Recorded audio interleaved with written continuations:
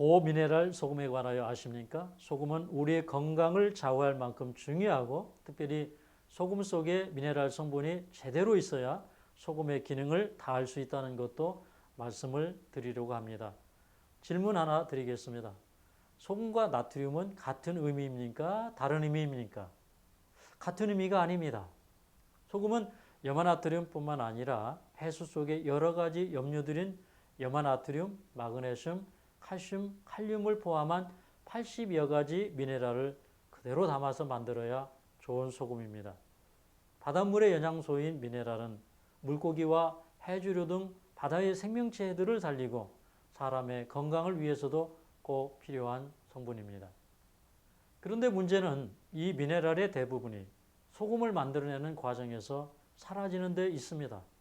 본래 소금에는 당뇨, 불멸, 심장병, 골다공증, 우울증, 고혈압, 혈액응고, 충치, 저혈당증, 심혈관계 질환과 변비에 좋은 마그네슘, 그리고 나트륨을 먹어도 배설해주는 칼륨, 뼈를 튼튼하게 해주는 칼슘 등이 들어있습니다.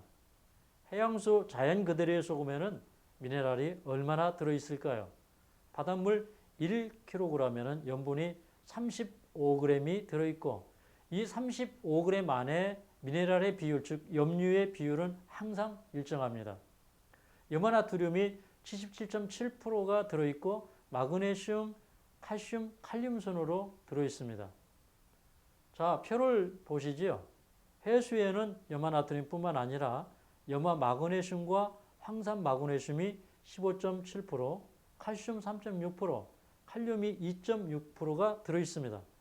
칼륨은 염화나트륨을 체외로 배출해 건강을 지켜주는 중요한 역할을 합니다.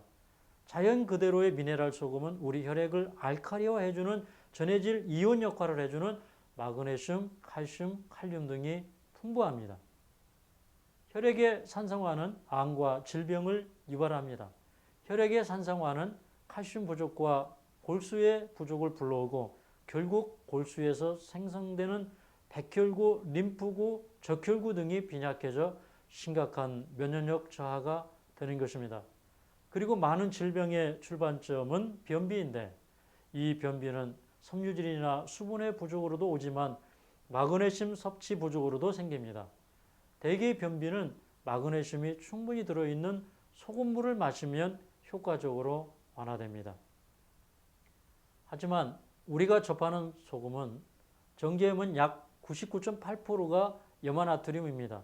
천일염은 약 80에서 89%, 수입산 천일염은 91%에서 96%, 호수염 암염은 약 98에서 99%, 핑크소금은 약 97%가 염화나트륨입니다. 일반 천일염은 기준치 이하이지만 카드뮴, 수온, 납, 비수 등의 중금속이 있는 것으로 밝혀졌고 일부에서는 내분비 장애나 암을 유발하는 다이옥신, 페루시아나 이온 등 다양한 물질들이 함유되어 있는 것으로 조사되었습니다.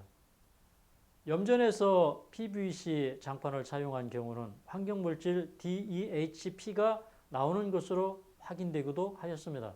그래서 우리가 먹는 음식 중에 가장 신경을 써야 하는 것이 소금이라고 생각합니다. 좋은 소금은 바닷물의 염분 비율에 맞게 미네랄이 골고루 들어있어야 하고 중금속과 미세 플라스틱 염려가 없어야 합니다. 그리고 마그네슘으로 인한 쓴맛도 없어야 합니다. 자연 그대로의 소금을 만들 수 있을까요? 이 시간에는 바다의 미네랄인 염화나트륨, 마그네슘, 칼슘, 칼륨 등이 풍부하게 들어있는 고미네랄 소금을 소개하려고 합니다. 이 소금은 해양 심층수를 파이프 라인으로 끌어와 물을 공중 분사를 시킨 다음에 수분은 날려버리고 80여 종의 미네랄은 그대로 모은 것입니다. 왼쪽은 해수의 미네랄 비율이고 오른쪽은 거의 비슷한 수준의 미네랄을 보유한 고미네랄 소금입니다. 먼저 염화나트륨이 해수에는 77% 정도 있는데 고미네랄 소금에도 75.39% 정도로 비슷하게 있습니다. 나머지 마그네슘, 칼슘, 칼륨 또한 일반 정제염에 비해 수십 배에서 수백 배 많이 들어있습니다. 고미네랄 소금은 정제염에 비해 염화나트륨은 24.1% 줄이고 인체를 알칼리화할 수 있는 마그네슘, 칼륨, 칼슘 등은 수십 배에서 수백 배 높였습니다. 칼륨만 봐도 49배나 많이 들어있습니다. 제가 보니까 고미네랄 소금은 해양연구소가 있고 지구상에서 가장 깨끗하고 암이나 심혈관계, 당뇨 등에 좋다는 수심이 605m 해양 심층수를 라인으로 공장까지 끌고 와 해수를 공중에 살포하여 수분은 열로 날려보내고 떨어지는 미네랄은 그대로 담아내는 과정을 통해 만들어졌습니다. 그래서 배설이 잘 안 되는 일반 소금의 염화나트륨 양은 24.1% 줄이고 인체를 알칼리할 수 있는 마그네슘, 칼륨, 칼슘 등은 수십 배에서 수백 배 높였습니다. 그리고 염화나트륨 배설이 잘 되도록 칼륨이 정제소금에 비해 49배나 많이 들어있습니다. 이런 자연에 가까운 소금은 혈액을 알칼리화하고 체질을 바꾸며 전해질이 풍부해 세포 활동을 건강하게 하고 신진대사 능력을 향상할 수 있습니다. 사실 천일염에는 심혈관이나 변비에 좋은 마그네슘이 어느 정도 들어있지만 맛이 쓰기 때문에 간수를 빼면서 거의 버립니다. 하지만 고미네랄 소금은 쓴맛을 기술적으로 제거해 쓰지 않은 소금이 되었습니다. 소금을 얼마나 드셔야 할까요? 소금 섭취량은 사실 육식가냐 채식가냐에 따라 다릅니다. 사실 육류 속에는 염분이 인체와 비슷한 0.9% 정도 들어있습니다. 육식을 많이 하시는 분들은 소금을 1일 5g, 나트륨으로는 3g 정도로 섭취해야 하지만 순수한 채식을 하시는 분들은 채소 속에 염분이 소량 들어있어 염분 부족이 되기 쉽습니다. 염분이 부족한 상태에서의 칼륨 섭취의 과잉은 심장과 근육을 과도하게 흥분시키고 심장과 신장에 무리를 줄 수 있습니다. 그래서 채식하시는 분들은 소금을 기준치보다 더 드셔야 한다고 생각합니다. 또 물을 많이 드시는 분들은 나트륨 유실이 많아 소금 보충을 해주셔야 합니다.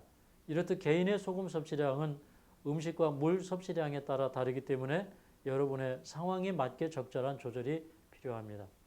고미네랄 소금은 물에 타 마시거나 음식에 넣어 드시면 좋습니다. 고미네랄 소금은 밀입자라 쉽게 녹고 이온화가 잘 됩니다. 그래서 물 500ml에 1에서 3g 정도를 넣어 하루 종일 여러 차례 나누어 마시면 수분과 미네랄 흡수가 잘 됩니다.